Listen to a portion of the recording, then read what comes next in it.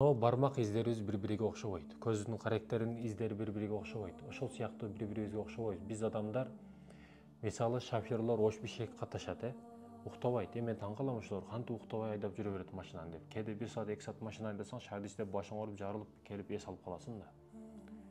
Самолет айдагандар өзгөчө дух бар. Саардан кечке чейин бир бактан чыкпастан кетмени чалып дыйкандар бар, өзгөчө ишин кылат.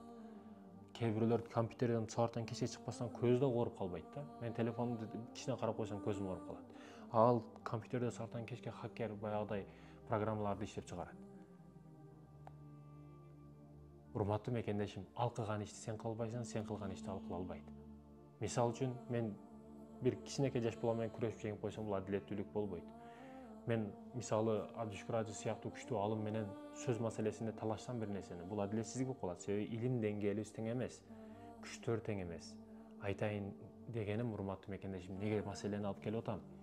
Сиз бүгүн өзүңүздү бирөөгө салыштырып, өзүңүздү алсызмын, күчсүзмүн деп диагноз чыгарып албаңыз.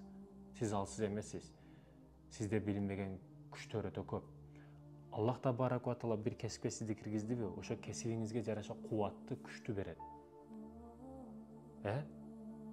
Бирөө күрөштөн күчтүү, бирөө уруштан күчтүү, бирөө эмгектен күчтүү. Бирөө түндүк тартына албайт, бирөө ошол эле учурда 200 ажыманияны бир дегенде кылып коет да. Айтайын дегеним, Аллах Табараку ва Таала ар бир адамды өз кесибинде күчтүү кылган. Ошого жараша жөндөмүн, ошого жараша күчтү берет, урматтуу мекендешим.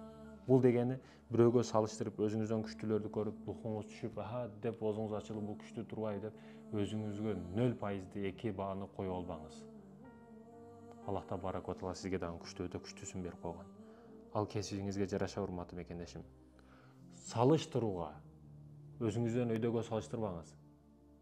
Же өзүңүздөн ылдыйга дагы салыштырбаңыз өзүңүздү. Өзүңүз салыштырышка эң ылайыктуу адам бул бирөө. Дүйнөдө 8 миллиард адам болсо, бирөө гана сизди салыштыра турган адам, ал өзүңүзсүз. Жеке мен өзүмө карап, кечеги Бекказыдан көрө күчтүүрөөк Мухаммадбекмин болушум керек деп, кечеги адамга өзүмдү салыштырамын. Кечеги адамга өзүңүздү салыштырыңыз. Кече сиз ким элеңиз, бүгүн кимсиз? Мурда эски сүрөттөрдү байкап калып күлөсүз, билесизби? Күлүп карайсыз, мен ошондой болгон экенмин деп. Көрдүңүз, сиз өнүктүңүз, акыл жагынан, бүт кийиниш жагынан, бүт көп нерсени билдиңиз, маалымат кирди ичиңизге. Ошол эски сүрөтүңүздү көрүп алып, ушуна белем деп күлөсүз да. Демек сиз өндүңүз, өстүңүз дегени. Сиз салыштырууга кечеги күндө кандай элем, бүгүн кандаймын деп өзүңүзгө өзүңүз жыйынтык бериңиз, өзүңүзгө өзүңүз отчет бериңиз. Салыштырышка бир эле өзүңүз ылайыктуусуз.